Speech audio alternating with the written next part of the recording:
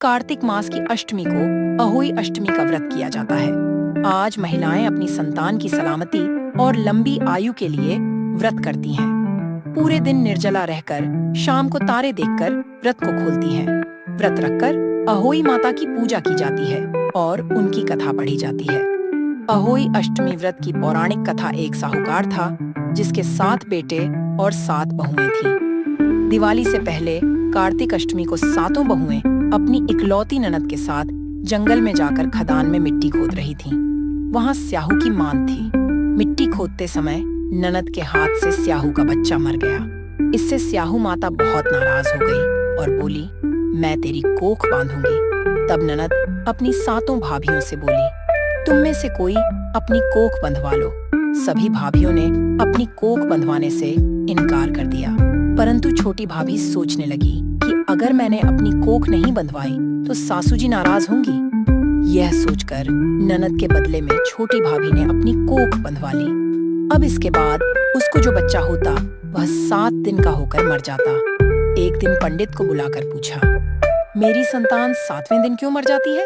तब पंडित ने कहा, तुम सुरही गाय की सेवा करो। सुरही गाय स्याहू माता की भाईली है, वह तेरी कोख खुलवा देगी, तब तेरा बच्चा जिएगा। अब वह बहुत जल्दी उठकर चुपचाप सुरही गाय के नीचे साफ सफाई कराती। सुरही गाय ने सोचा, रोज उठकर कौन मेरी सेवा कर रहा है, सो आज देखूंगी। गौ माता खूब सवेरे उठी, देखती है कि साहूकार के बेटे की बहू उसके नीचे साफ सफाई कर रही है। गौ माता उससे बोली, क्या मांगती है?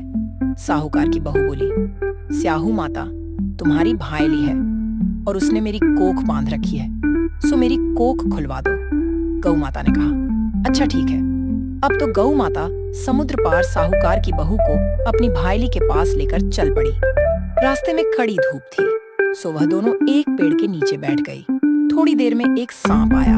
उसी पेड़ पर गरुड़ पंखनी का एक बच्चा था। सांप उसको डसने लगा। तब साहूकार की बहू ने सांप मारकर ढाल के नीचे दबा दिया और बच्चे को बचा लिया। थोड़ी देर में गरुड़ पंखनी आई तो यहाँ खून देखकर साहूकार की बहू को चोंच मारने लगी। तब साहूकार की बहू बोली, मैंने तेरे बच्चे को नहीं मारा, बल्कि सांप तेरे बच्चे के करीब आया था। मैंने तो उससे तेरे बच्चे की रक्षा की है। यह सुनकर गरुड़ पंखनी बोली, मांग तू क्या मांगती है? वह बोली, 7 समुद्र पार स्याहू माता रहती है, हमें तू उसके पास पहुंचा दे। तब गरुड़ पंखनी ने दोनों को अपनी पीठ पर बैठाकर स्याहू माता के पास पहुंचा दिया। स्याहू माता उनको देखकर बोली, आ बहन, बहुत दिनों में आई है। फिर कहने लगी, बहन मेरे सिर में जुए परहाज गई हैं। तब सुरही के कहने पर साहूकार की बहू ने उसकी सारी जुएं निकाल दी। इस पर स्याहू माता प्रसन्न होकर बोली, तूने मेरे सिर में बहुत सलाई घेरी है, इसलिए तेरे 7 बेटे और 7 बहू होंगी। वह बोली, मेरे तो एक भी बेटा नहीं, 7 बेटे कहाँ से होंगे? स्याहू माता बोली, वचन दिया है।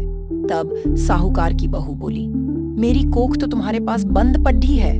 यह सुन स्याहू माता बोली, तूने मुझे ठग लिया। जा, तेरे घर पर तुझे 7 बहुएं मिलेंगी। तू जाकर उजमन करियो, 7 अहोई बनाकर 7 कढ़ाई करियो। वह लौटकर घर आई तो वहां देखा कि 7 बेटे 7 बहू बैठे हैं। वह खुश हो गई। उसने 7 अहोई बनाई, 7 उजमन किए और 7 कढ़ाई करी।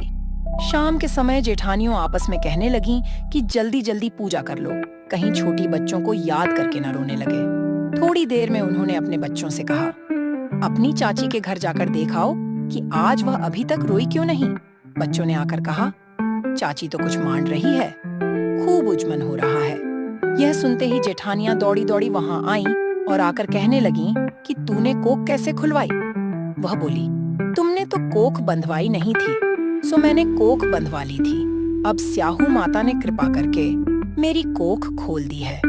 हे स्याहू माता, जिस प्रकार उस साहूकार की बहू की कोख खोली, उसी प्रकार हमारी भी कोख खोलना।